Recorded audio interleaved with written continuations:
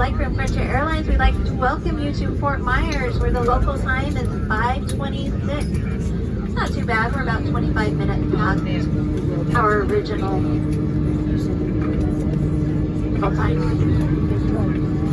Please remain seated with your seatbelt fastened, all carry-on stowed, and the aisle clear until we are safely parked at the gate and the captain has turned off the fasten seatbelt sign. Please be careful when opening overhead bins as items tend to shift during flight.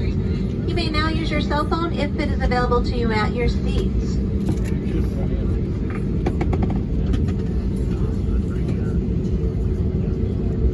As you are checking that seat back pocket for any of your personal items, please don't forget your phone, your wallet, car keys, iPad. If you could please do us a favor and place any trash you find on your seat. We are our own cleaning crew here in Fort Myers, and we greatly appreciate your assistance in getting this aircraft ready for its next departure.